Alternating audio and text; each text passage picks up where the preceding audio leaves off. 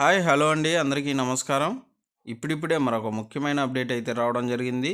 అదేమిటంటే ఉద్యోగులకు, పెన్షనర్లకు మంత్రి నిర్మలా సీతారామన్ కీలక ప్రకటన అంటూ ఇప్పుడిప్పుడే మరొక ముఖ్యమైన అప్డేట్ అయితే రావడం జరిగింది.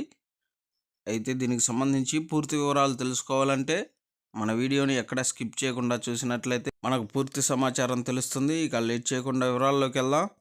దేశ ఆర్థిక మంత్రి నిర్మలా సీతారామన్ 8వ వేతన సంఘం గురించి ఒక భారీ ప్రకటన చేశారు. అయితే కేంద్ర ప్రభుత్వం 8వ వేతన సంఘాన్ని ప్రకటించినప్పటి నుంచి ఉద్యోగుల జీతం గురించి అందరిలో అంచనాలు పెరుగుతున్నాయి. తమ మూల వేతనంలో కేంద్ర ప్రభుత్వ ఉద్యోగులు గణనీయమైన పెంపుదలను ఆశిస్తున్నారు. కేంద్ర మంత్రి అశ్విని వైష్ణవ్ జనవరి నెలలో 8వ వేతన సంఘాన్ని ధృవీకరించారు. ఇక అదే నెలలో ప్రధానమంత్రి నరేంద్ర మోడీ కూడా 8వ వేతన సంఘం ధృవీకరించారు. తాజాగా ఆర్థిక మంత్రి నిర్మలా సీతారామన్ 8వ వేతన సంఘం గురించి ఒక భారీ ప్రకటన చేశారు.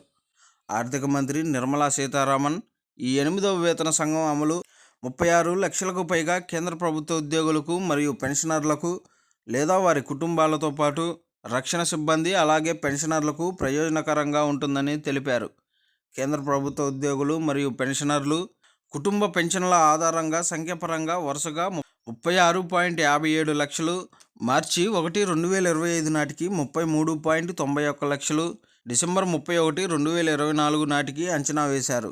కేంద్ర ప్రభుత్వ ఏర్పాటుకు సంబంధించి సాధించిన పురోగతిని ఆర్థిక మంత్రి నిర్మలా సీతారామన్ వివరించారు. అలాగే ఆర్థిక మంత్రి, రక్షణ మంత్రిత్వ శాఖ, హోం వ్యవహారాల మంత్రిత్వ శాఖ సిబ్బంది, రక్షణ శాఖ, రాష్ట్ర ప్రభుత్వాలు వంటి వాటాదారులు అందించిన ఇన్పుట్లను కూడా పరిగణలోకి తీసుకున్నట్లు ఆమె చెప్పుకొచ్చారు. వీటితో పాటు ఉద్యోగులు మరియు పెన్షనర్ల జీతం, పెన్షన్ అలవెన్స్ ప్రయోజనాలలో సంబంధిత సవరణ ఉన్న 8వ వేతన సంఘం సిఫార్సుల ఆర్థిక ప్రభావం అని తెలుస్తుంది. అయితే అన్ని సిఫార్సులు ఆమోదించబడిన తర్వాత ఇది అందించనున్నారు. కేంద్ర ప్రభుత్వం ప్రతి 10 సంవత్సరాలకు ఒకసారి వేతన సంఘం ఏర్పాటు చేస్తుంది అన్న సంగతి అందరికీ తెలిసిందే. కేంద్ర ప్రభుత్వం 8వ వేతన సంఘం ఏర్పాటుకు ఆమోదం తెలిపింది.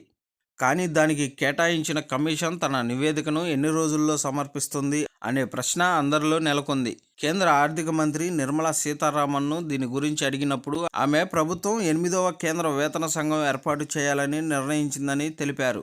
అయితే నివేదిక ప్రభుత్వానికి సమర్పించడానికి ఎంత సమయం పడుతుందో కాలాన్ని బట్టి నిర్ణయిస్తారు అని తెలుస్తుంది. ఇక 8వ వేతన సంఘ సవరణ సిఫార్సులు జనవరి 1, 2025 నుంచి అమల్లోకి వస్తాయి అని చెబుతున్నారు.